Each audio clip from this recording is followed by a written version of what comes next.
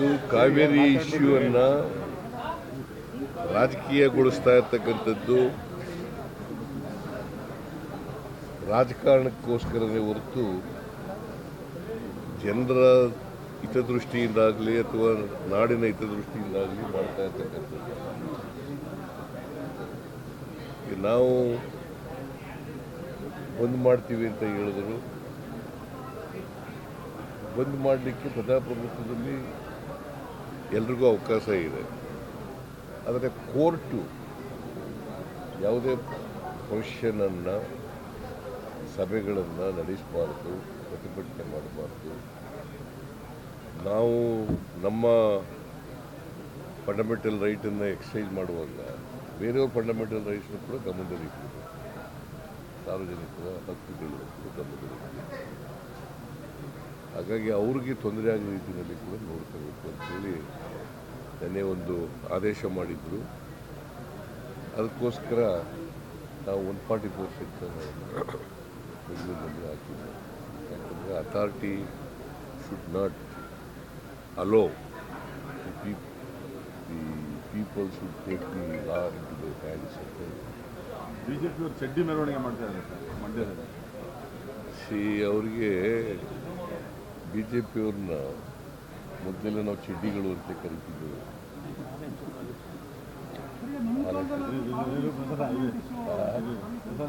ಚಡ್ಡಿಗಳು ಅಂತಲೇ ಕರಿತಿದ್ದೋ. ಅದರಿಂದ ಪಾಪ ಚಡ್ಡಿ ಮೆರವಣಿಗೆ ಮಾಡಿದ್ದಾರೆ. ಮಾಡಲಿ, ಪ್ರತಿಭಟನೆ ಮಾಡೋಕ್ಕೆ ನಮ್ದೇನು ತಕರಾರಿಲ್ಲ. ಆದರೆ ರಾಜಕೀಯ ಮಾಡಬಾರ್ದು. ರಾಜಕೀಯ ಮಾಡಿ ಅದನ್ನು ರಾಜಕೀಯ ಲಾಭಕ್ಕೋಸ್ಕರವಾಗಿ ಇಶ್ಯೂನ ರಾಜಕಾರಣಗೊಳಿಸ್ತಕ್ಕಂಥದ್ದು ಇದೆಯಲ್ಲ, ಅದು ರಾಜ್ಯದ ಹಿತದೃಷ್ಟಿಯಿಂದ ಒಳ್ಳೆಯದು. ಈಗ ಕುಮಾರಸ್ವಾಮಿ ಹೇಳ್ತಾ ಇದ್ದಾರೆ, ರಾಜ್ಯ ಕಾಂಗ್ರೆಸ್ ಡಿಎಂಕೆ ಬಿ ಟೀಮ್ ಇದ್ದಂಗೆ, ಹಾಗಾಗಿ ನೀರು ಬಿಡ್ತಾ ಇದೆ. ರಾಜ್ಯ ಕಾಂಗ್ರೆಸ್ ಡಿಎಂಕೆ ಬಿ ಟೀಮ್. ಅವರು ತಮಿಳುನಾಡಿನವರು, ಡಿಎಂಕೆ ಅವರು. ಇವರು ಹಾಗಾದರೆ ಬಿ ಜೆ ಪಿ AIDMK ಜೊತೆ ಇತ್ತಲ್ಲ, ಅವ್ರಿಗೇನು ತಕ್ಕಂಥ AIDMK ಅವ್ರ ಜೊತೆ ಇದ್ರಲ್ಲಪ್ಪ ನಿನ್ನೆವರೆಗೂ. ಅವ್ರೇನಂತ ಕರೆಯೋದು ಅವ್ರಿಗೆ? ರಾಜಕಾರಣಕ್ಕೋಸ್ಕರ ಏನೆಲ್ಲ ಮಾತಾಡಬಾರ್ದು. ಈಗ ದೇವೇಗೌಡರು ಪತ್ರ ಬರೆದಿದೆ. ಪತ್ರ ಬರೆದಿರೋದು ಸಂತೋಷ, ವೆಲ್ಕಮ್ ಮಾಡಿದ್ದೀನಿ ನಾನು. ಆದರೆ ರಾಜ್ಯ ಸರ್ಕಾರ ವಿಫಲ ಆಗಿದೆ ಅಂತ ಹೇಳ್ತಕ್ಕಂಥದ್ದು ರಾಜಕೀಯ. ರಾಜ್ಯ ಸರ್ಕಾರ ಈ ರಾಜ್ಯದ ರೈತರ ಹಿತರಕ್ಷಣೆ ಮಾಡಲಿಕ್ಕೆ, ನಾಡಿನ ಹಿತರಕ್ಷಣೆ ಮಾಡಲಿಕ್ಕೆ ಯಾವತ್ತೂ ಕೂಡ ಹಿಂದೆ ಬಿದ್ದಿಲ್ಲ, ಬೀಳೋದೂ ಇಲ್ಲ. ನಮಗೆ ಅಧಿಕಾರ ಮುಖ್ಯ ಅಲ್ಲ, ರಾಜ್ಯದ ಜನರ ಹಿತ ಮುಖ್ಯ. ಸೊ ಇದರಲ್ಲಿ ನಾವು ಬಲವಾಗಿ ನಂಬಿಕೆ ಇಟ್ಕೊಂಡಿರ್ತಕ್ಕಂಥವ್ರು. ಸರ್, ಒಂದು ಕಡೆ AIDMK ಹೊರಗಡೆ ಬರ್ತಾ ಇದೆ, ಇನ್ನೊಂದು ಕಡೆ ಕರ್ನಾಟಕದಲ್ಲಿ ಮುಸ್ಲಿಮ್ಸ್ ಬಹಳಷ್ಟು ಜನ JDS ಬಿಟ್ಟು ಬರ್ತಾ ಇದ್ದಾರೆ. ಪೋಲರೈಸೇಷನ್ ಬಿಜೆಪಿ ವಿರುದ್ಧ ಆಗ್ತಾ ಇದೆ ಸರ್ ದೇಶದಲ್ಲಿ.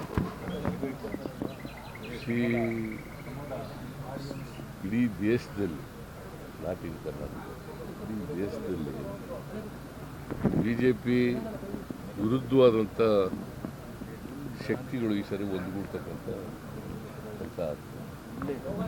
ಯಾಕಂದರೆ BJPಯವರು ಕಳೆದ 9 ವರ್ಷಗಳಲ್ಲಿ ನುಡಿದಂತೆ ನಡೆದಿಲ್ಲ.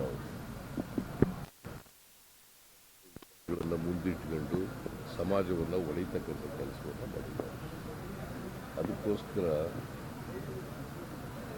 ಈ ಸತ್ಯ ಗೊತ್ತಾದ ಮೇಲೆ ಅನೇಕ ಶಕ್ತಿಗಳು ಇವತ್ತು BJP ಏತರ ರೂಪದಲ್ಲಿ ಗುರುತಿಸ್ಕೊಳ್ತಕ್ಕಂಥ ಪ್ರಾರಂಭ ಮಾಡಿದ್ದಾರೆ. ಬೆಂಗಳೂರು ಬಂದ್ ಅಂತೀರ, ಶುಕ್ರವಾರ ಕರ್ನಾಟಕ ಬಂದ್ ಅಂತ ಕೂಡ ಹೇಳ್ತಾ ಇದ್ದಾರೆ. ಜನಕ್ಕೆ ತೊಂದರೆ ಶುಕ್ರವಾರ ಯಾವ ಬಂದಾರು ಮಾಡಲಿ,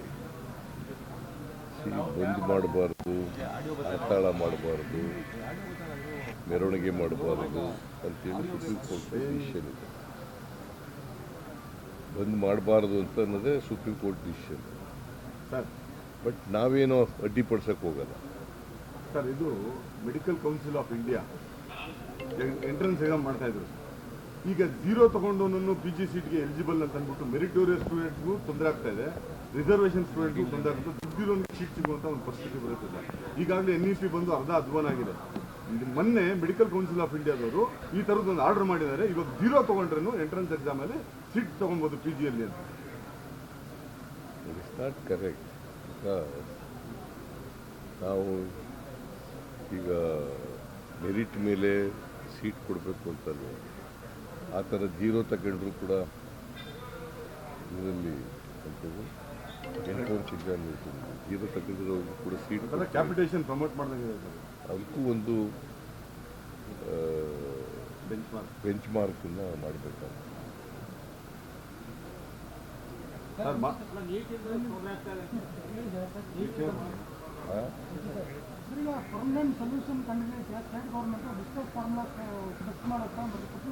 ಸೋ ಫಾರ್ ಡಿಸ್ಟ್ರೆಸ್ ಫಾರ್ಮುಲಾ ಆಗಿಲ್ಲ. You have been praying for the distress formula. You have been pressurizing the Supreme Court and the even before the tribunal also. ನಾವು ಇದನ್ನೇ ಮೊದಲು ಡಿಸ್ಟ್ರೆಸ್ ಫಾರ್ಮುಲಾ ಮಾಡಿ, ಯಾಕಂತಂದರೆ ಮಳೆ ಇಲ್ಲದೆ ಇರತಕ್ಕಂಥ ಮಳೆ ಕೈ ಕೊಟ್ಟಂಥ ಸಂದರ್ಭದಲ್ಲಿ ಈ ಡಿಸ್ಟ್ರೆಸ್ಸು ಎರಡೂ ಕಡೆ ಶುರುವಾಗ್ತದೆ. ತಮಿಳುನಾಡಲ್ಲೂ ಶುರುವಾಗ್ತದೆ, ಕರ್ನಾಟಕದಲ್ಲೂ ಕೂಡ ಶುರುವಾಗ್ತದೆ. ಅಂಥ ಸಂದರ್ಭದಲ್ಲಿ we have to share the distress. ಆ ಶೇರ್ ಮಾಡ್ಕೊಳ್ಳುವಾಗ ಡಿಸ್ಟ್ರೆಸ್ ಫಾರ್ಮುಲಾ ಇರಬೇಕಾಗುತ್ತೆ, ಅದನ್ನು ಮಾಡಬೇಕು ಅಂತಕ್ಕಂಥದ್ದು ಒಂದು. ಇನ್ನೊಂದು ಸೊಲ್ಯೂಷನ್ ಏನಪ್ಪ ಅಂತಂದರೆ, ಇಂಥ ಸನ್ನಿವೇಶಗಳಲ್ಲಿ ಮೇಕೆದಾಟು ರಿಸರ್ವಾಯರ್ ಇದ್ದಾರೆ. ಯಾಕಂದರೆ ಮೇಕೆದಾಟುನಲ್ಲಿ ಕೆಪಾಸಿಟಿ 67 TMC ನೀರಿರ್ತದೆ. ನಾವು ಮಳೆ ಬಂದಾಗ ಅಲ್ಲಿ ನೀರು ಹಿಡಿದಿಟ್ಕೊಂಡ್ರೆ ಇಂಥ ಡಿಸ್ಟ್ರೆಸ್ ಸಂದರ್ಭಗಳಲ್ಲಿ ನೀರು ತಮಿಳುನಾಡಿಗೆ ಕೊಡಲಿಕ್ಕೆ ಅನುಕೂಲ ಆಗ್ತದೆ. ಅದರಿಂದ it helps both the States.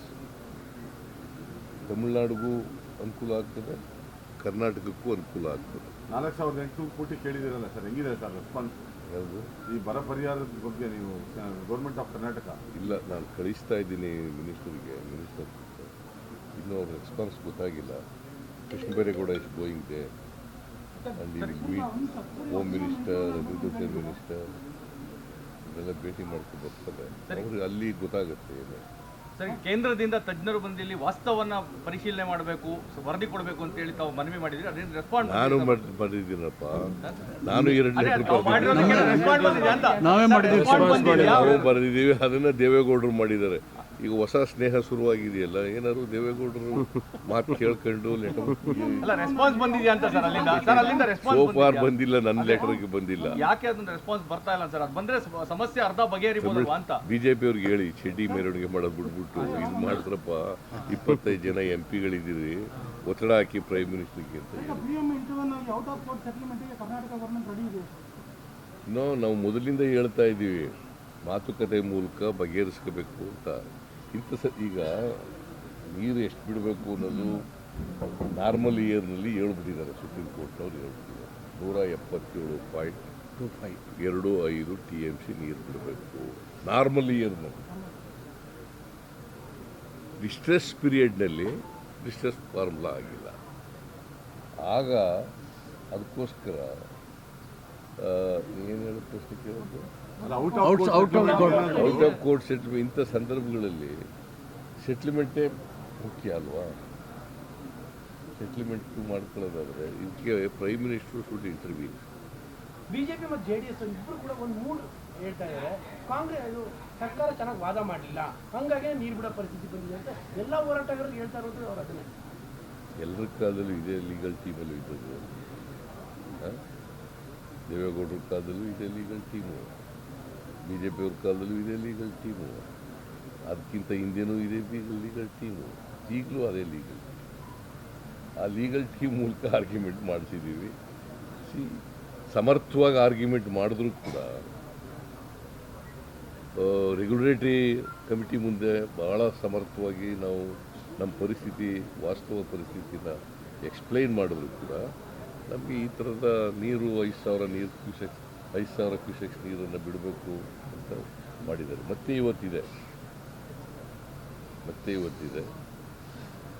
ಮತ್ತೆ ಅದ್ರ ಮುಂದೆ ಆರ್ಗ್ಯುಮೆಂಟ್ ಮಾಡ್ತೀವಿ, ಸಮರ್ಥವಾಗಿ ಮಾಡ್ತೀವಿ. ಸರ್ ಕಾಂಗ್ರೆಸ್ ಈ ವುಮೆನ್ಸ್ ರಿಸರ್ವೇಶನ್ ಬಿಲ್ನ ರಿಲೆಕ್ಟೆಂಟ್ ಆಗಿ ಮನಸ್ಸು ಇಲ್ಲದೆ ಇರೋ ಮನಸ್ಸಲ್ಲಿ ಒಪ್ಕೊಂಡಿದ್ದಾರೆ ಅಂತ ಪ್ರಧಾನಿಗಳು ಹೇಳಿದ್ದಾರೆ ಸರ್. ಚುನಾವಣೆಗೋಸ್ಕರ ಮಾಡಿರ್ತಕ್ಕಂಥದ್ದು.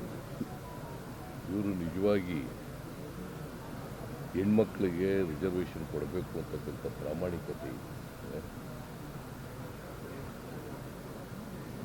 ಆ ಬಿಲ್ಲಿಗೆ 15 ವರ್ಷ ಅಂತ ಹೇಳ್ತಿರಲ್ಲ, ಆಯುಷು 15 ವರ್ಷ ಅಂತ. 15 ವರ್ಷದವರೆಗೆ ಮಾತ್ರ 15. ನಂಬರ್ 1. ನಂಬರ್ 2, ಡಿಲಿಮಿಟೇಷನ್ ಆದಮೇಲೆ ಸೆನ್ಸಸ್ ಆದಮೇಲೆ ಅಂತ ಹೇಳಿ ಹೇಳ್ಬೇಕಾಗಿತ್ತು. ಸೆನ್ಸಸ್ಸು 21ಕ್ಕೆ ಆಗಬೇಕಾಗಿತ್ತು, 31ರವರೆಗೂ ಇರ್ತದೆ. ಈಗ 11ರದೇ ಇನ್ನೂ ರಿಸಲ್ಟ್ ಬಂದಿಲ್ಲ ನಮಗೆ. 21ರ ರಿಸಲ್ಟ್ ಇನ್ನೂ ಬಂದಿಲ್ಲ. ಬಂದಿದೆ ಇವತ್ತವರೆಗೆ. ನೀವು ಸೆನ್ಸಸ್ ಮಾಡಿದ್ಮೇಲೆ 2 ವರ್ಷ ಬೇಕು ಗೆಜೆಟ್ ನೋಟಿಫಿಕೇಶನ್ ಆಗುತ್ತೆ. ಆಮೇಲೆ ಡಿಲಿಮಿಟೇಷನ್ ಆಗುತ್ತೆ. ಯಾವ ಸೆನ್ಸಸ್ ಮೇಲೆ? ಹೊಸ ಸೆನ್ಸಸ್ ಮೇಲೆ ಡಿಲಿಮಿಟೇಷನ್. ಸೊ ನನ್ನ ಪ್ರಕಾರ ಈ ಪಾರ್ಲಿಮೆಂಟ್ ಎಲೆಕ್ಷನ್ಗೂ ಬರಲ್ಲ, ಮುಂದಿನ ಪಾರ್ಲಿಮೆಂಟ್ ಎಲೆಕ್ಷನ್ಗೂ ಬರಲ್ಲ. ನಾನು ಹೇಳೋದು ಗೊತ್ತಾಯ್ತಾ ನಿಮಗೆ?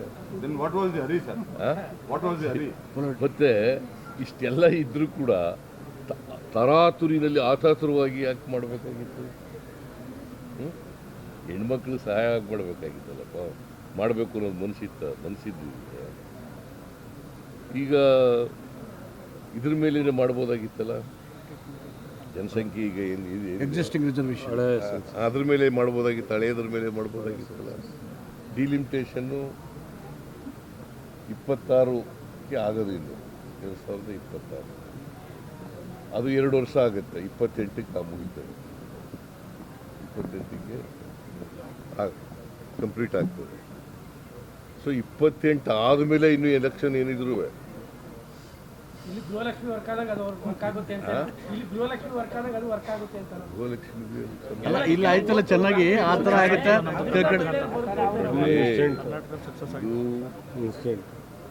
ಓಟ್ಗೋಸ್ಕರ ಮಾಡಿರ್ತಕ್ಕಂಥ ಬಿಲ್ಲೇ ಒಂದು ಪ್ರಾಮಾಣಿಕವಾಗಿ ಮಹಿಳೆಯರಿಗೆ ಮೀಸಲಾತಿ ಕೊಡಬೇಕು ಅಂತಕ್ಕಂಥ ಕಾಳಜಿಯಿಂದ ಮಾಡಿಲ್ಲ.